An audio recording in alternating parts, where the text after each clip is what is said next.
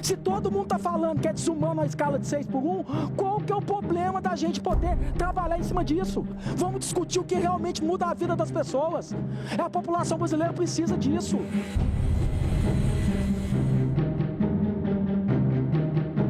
Somos amantes da liberdade.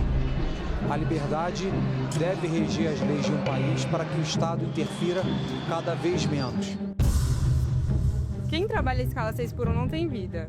O único dia que tem para resolver as coisas, não consegue descansar, não consegue ter uma vida com a família, não consegue ter uma vida social porque é muito cansativo. Você não vê seus filhos crescer, seus filhos são criados por outras pessoas, você não vê a sua vida passar, a gente não trabalha, a gente vende a nossa vida, o nosso tempo para a empresa. 44, 40, 36 horas semanais.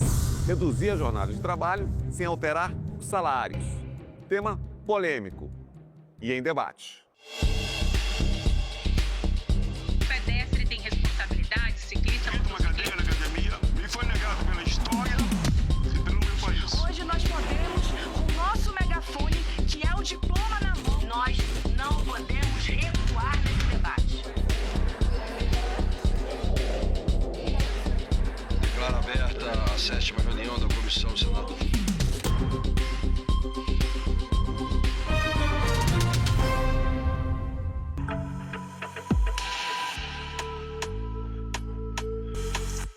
A jornada de trabalho expressa na Constituição Federal é de 44 horas semanais. No regime 6x1, trabalha-se 6 dias na semana, com 1 de folga. No Senado, projetos de lei alteram a norma em vigor, de 44 para 40 horas semanais, com redução ano a ano de 1 hora, até chegar a 36 horas semanais. Emenda ao projeto garante 2 folgas sem redução de salários. Outra proposta também prevê redução da jornada sem redução salarial, mas condicionada a acordo coletivo de trabalho. A luta pela redução de jornada sem redução salarial é uma bandeira histórica da classe trabalhadora.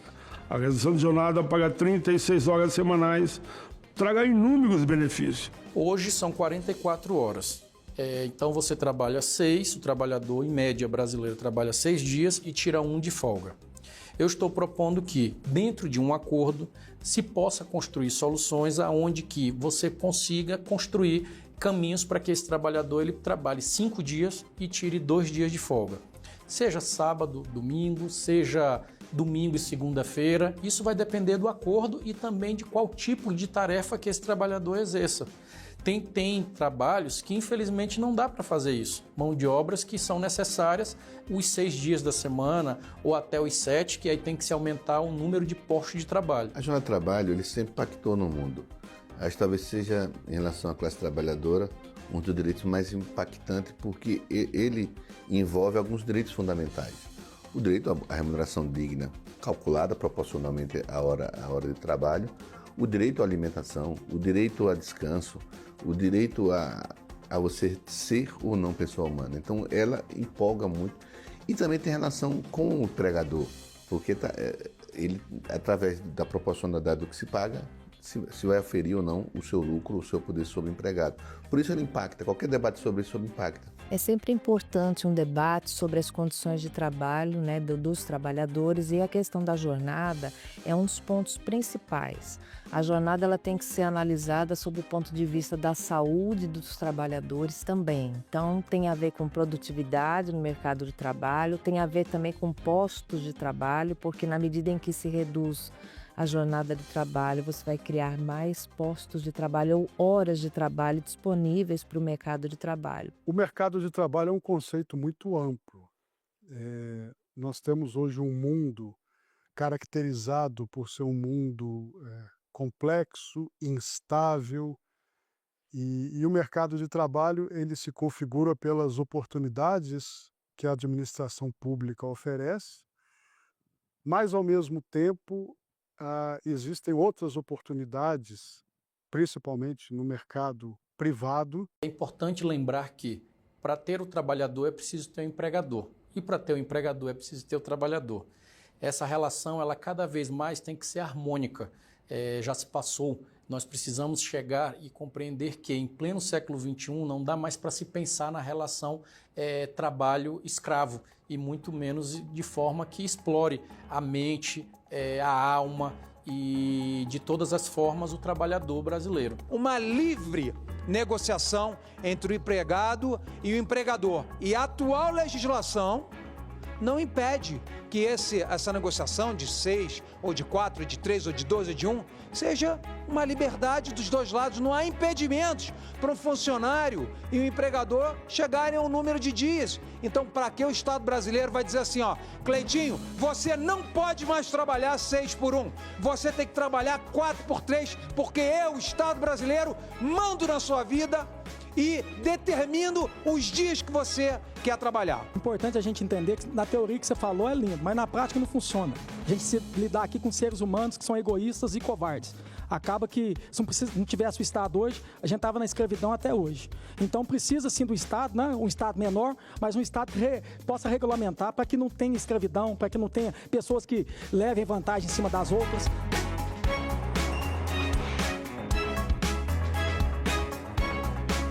Quando você perde o emprego, você perde sua fonte de subsistência. O que você vai fazer? Entrar com ação judicial. Se os empregadores cumprissem os seus direitos, nós não teríamos essa demanda, que as pessoas consideram o trabalhador como coisa, como matéria-prima a ser apropriada pelo menor preço.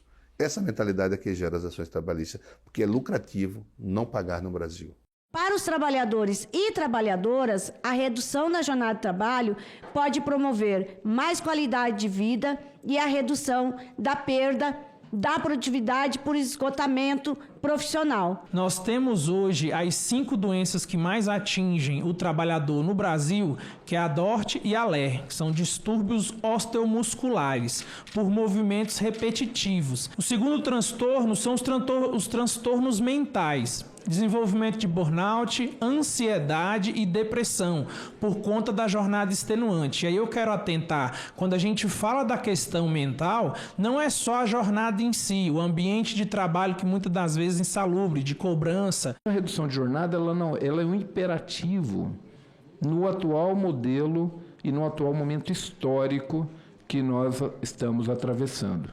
E é um imperativo, volto a dizer, de um resgate da missão do próprio Estado em buscar escolher entre distribuir dignidade, distribuir qualidade de vida ou começar efetivamente a investir mais em estabelecimentos prisionais.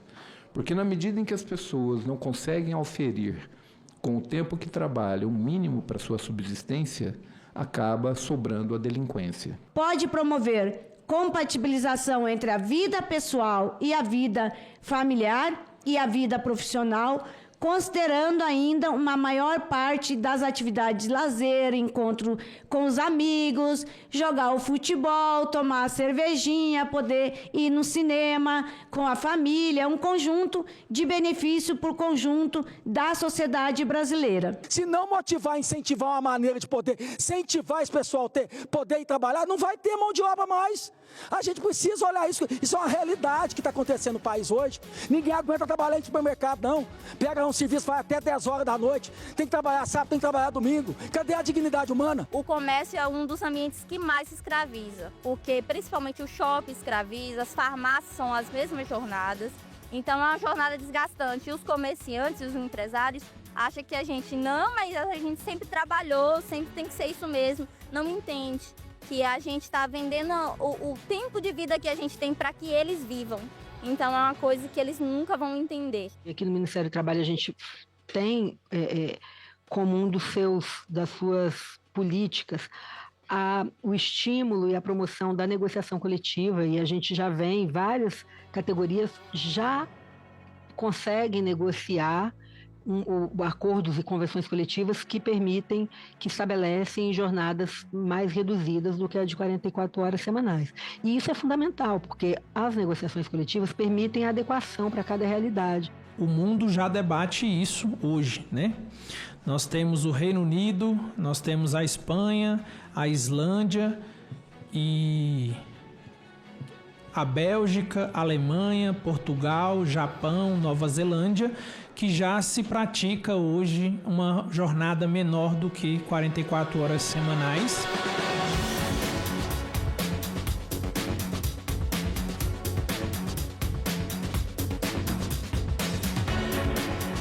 A redução de jornada não implica em redução da remuneração e do salário desses trabalhadores. O salário é o mesmo, que vai acontecer a redução da jornada.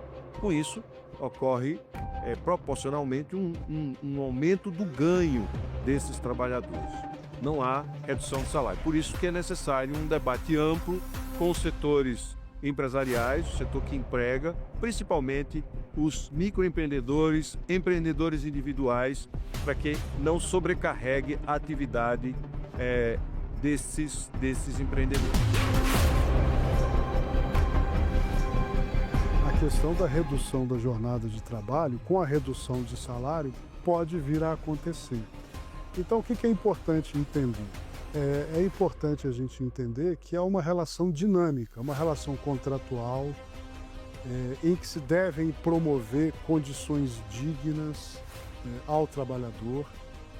E essas condições dignas passam por ações de qualidade de vida no trabalho, pelo reconhecimento, inclusive remuneratório, de tal modo que exista um dimensionamento acerca do desempenho que precisa ser alcançado e do preparo, da qualificação do trabalhador. Se a gente tiver a redução com a redução de salário, eu não considero que seja um ganho nem para o empregado, nem para o empregador, devido às condições que eu já falei, de tanto diminuir a condição do empregado, de poder fazer um bom trabalho, de realmente poder dar ao seu empregador o que está sendo pedido, exigido dentro do seu trabalho, como também a satisfação pessoal para que esse trabalhador possa aí viver de uma forma mais feliz, mais justa e que realmente consiga produzir ainda muito mais. Então a jornada de 6 horas, ela é mais moderna, ela é mais justa com a classe trabalhadora e ela tem essa função de resolver esse problema social e evitar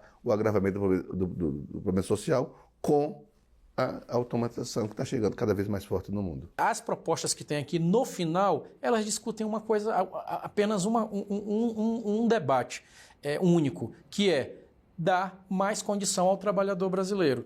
E essa condição de quê? De ele poder cuidar da sua família e cuidar também da sua saúde e da sua rotina dentro de casa. Então, é isso. Se vai ser para 44, para 40, para 36, para 30, para 32, isso é consequência do primeiro passo que o Congresso está dando em discutir uma legislação com este olhar em respeito ao trabalhador brasileiro. Ela é a solução no século XXI para permitir que o trabalhador e a trabalhadora possam estudar, possa ter lazer, possa conviver com sua família. E ela também é solução para, com um número menor de pessoas trabalhando, possa ter, no critério da solidariedade que a Constituição está, termos mais emprego para outras pessoas. E assim nos prepararmos para cada vez mais termos menos empregos formais no Brasil por conta dos robôs, por conta dessas novas formas que aumentam o lucro, mas não visa a pessoa humana. É um compromisso do país em proteger aqueles direitos que se entendem como básicos, né? Nem a jornada de 44 horas tem sido cumprida, né? Então, essa redução, ela vai causar muito debate, né? Nesse sentido de que será que é possível até, né, termos o cumprimento de uma legislação com a redução? Por que as horas extras são mais caras? Porque chegou à conclusão que quando você trabalha mais do que o tempo necessário, você adoece. E se adoece, você não produz. Ela tem que ser mais cara. Para ser mais barato você contratar mais uma pessoa do que pagar umas horas caras. Então, esses são sentidos todos de proteção. Proteção à pessoa humana para melhor produzir e dar mais lucro no sistema capitalista. Essa é a regra. Por isso que eu não tenho dúvida nenhuma de que o sistema que nós temos hoje de proteção é muito mais de proteção ao empregador do que proteção ao empregado, porque o empregador é quem lucra com a atividade. Se você for olhar quem mora onde, quem mora o quê, quem são compara nessa balança da vida, quem tem acesso à educação de qualidade, quem tem acesso ao lazer, quem tem acesso às férias e quem não tem. Aí você vai ver quem está lucrando com o sistema. Mas a grande verdade é que a pandemia acelerou as transformações no mundo do trabalho. O home office é uma realidade, qualidade de vida é uma imposição. E como medir produtividade com tantos ajustes? A produtividade é a missão de qualquer empresa, né? Principalmente privada. E reflete na sua missão, né? As empresas querem otimizar a relação do lucro com o menor custo, né? No diálogo, tendo esse espírito de que o empregador ele precisa compreender que esse novo momento ele precisa cuidar da saúde mental do seu funcionário, do seu colaborador, ele vai ter mais produtividade e mais resultado. Por quê? Porque aí tira-se essa na cabeça de que o trabalho é apenas ali a carga horária e você começa a dar metas.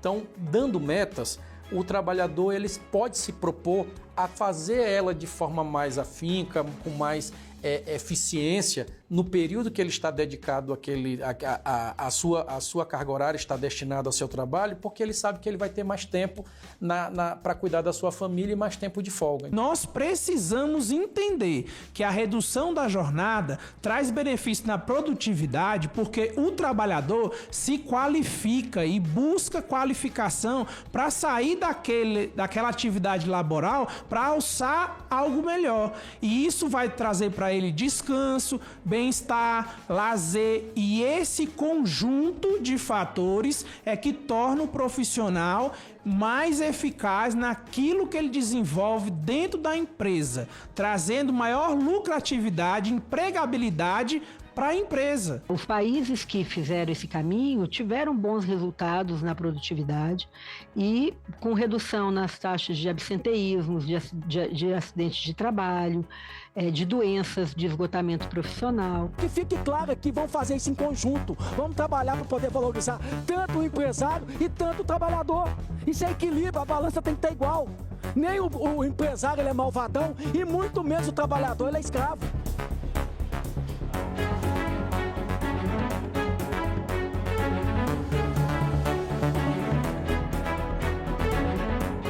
A produtividade é porque, por exemplo, eu sou da parte de tecnologia, então você trabalha muito com a cabeça, tipo, você tem que preocupar com aquilo ali. Então você não tem outras coisas para preocupar, por exemplo.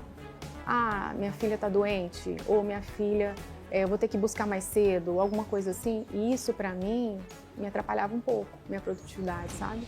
Eu vejo que melhorou bastante, porque eu fico mais tranquila de estar todo mundo perto, de eu poder ter essa liberdade de me organizar, sabe? Então, assim, eu acho que a maioria, a produtividade melhorou. Tem formas, né, da empresa checar se a gente está desenvolvendo bem o nosso trabalho. Então, isso continuou basicamente da mesma forma. Agora, eu sou uma profissional exigente comigo mesma. Então, assim, eu pessoalmente acho que eu preciso entregar mais, porque sempre tem aquela concepção de será que as pessoas estão realmente vendo que eu estou fazendo? Então, algumas vezes já aconteceu de eu passar do horário, ou de eu fazer uma coisa a mais que às vezes se eu estivesse no escritório, eu bateria o ponto e sairia de lá e não levaria trabalho para casa. Nas últimas décadas, a configuração do desenho do trabalho, do mundo do trabalho, vem se transformando de maneira abrupta. Recentemente impulsionado pela pandemia do coronavírus e que fez com que as estruturas organizacionais se tornassem mais flexíveis, mais orgânicas, mais adaptadas aos interesses tanto das organizações quanto dos trabalhadores, né? Para quem conseguiu se manter empregado, nós tivemos uma completa modificação da forma como as pessoas prestavam os seus serviços, né? Já existia, claro, o home office, mas houve um incremento exponencial desse tipo de atividade. As pessoas transformaram seus lares nos seus escritórios, né? E nem todo mundo estava preparado para esse tipo de coisa. Algumas pessoas ainda não tinham mudado a cabeça, por exemplo, achava que o home office eu podia trabalhar o dia inteiro e a noite inteira, né? Te ligavam 8 horas da noite, né? Mas assim, depois passou um tempo, uns 3 meses, eu acho que o pessoal já começou a se policiar. Não, é até tal hora. E a gente também, né? Começar a falar, não, eu atendo até tal hora. Eu trabalhava presencialmente, né? Ia para o meu ambiente de trabalho todos os dias, enfrentava trânsito, todos os perrengues que a gente tem ali para chegar no ambiente de trabalho. Tinham, né, vários colegas, então a gente trabalhava com uma função que demandava muito o presencial, né? Até a pandemia era uma rotina bem diferente, assim, era uma rotina apertada e uma rotina que eu tinha o horário para entrar, mas também não tinha um horário para sair. A estrutura em si, a gente não tinha escritório porque a gente trabalhava fora, né? A gente teve que adaptar, né? Foi bem difícil no começo, mas assim, como era uma empresa privada, primeira semana a gente já estava em casa, trabalhando com ferramenta que era online, então... A primeira adaptação que eu tive que fazer foi num ambiente de trabalho, né?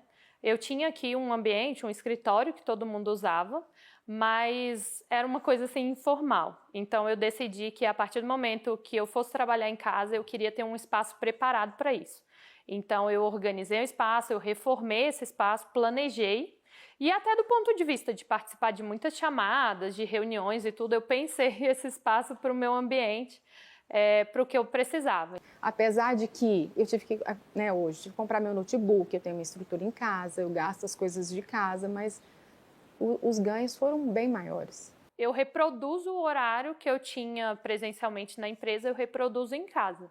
Então, eu acordo todos os dias no mesmo horário, eu tenho a minha rotina, eu me arrumo para trabalhar, eu coloco a roupa de trabalhar para sentir que eu estou indo trabalhar.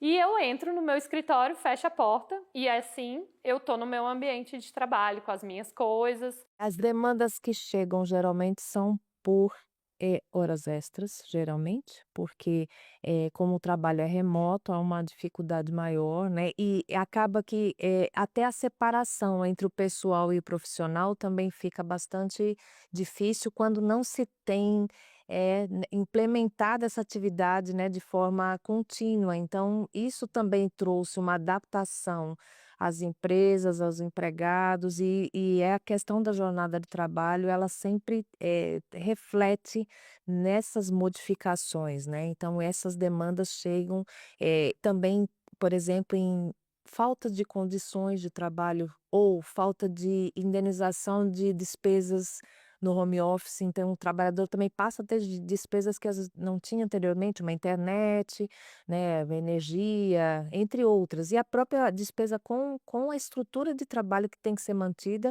quando você trabalha de forma tão habitual na sua residência. Então há uma transformação e essas causas, elas giram em torno dessa transformação mesmo das atividades que foram prestadas. Nem todo mundo vai ter essa possibilidade do home office e às vezes nem vai ter perfil, né? Porque eu acho que a pessoa também tem que ter um perfil, tem que se comprometer, tem que ter essa organização de atividades e de horários muito clara para ela poder conseguir cumprir, né, o que a empresa precisa também. Então, assim, a gente tem que fazer a nossa parte. Eu acho que o home office, ele dá certo para a empresa e para o profissional se as duas partes ali colaboram, né?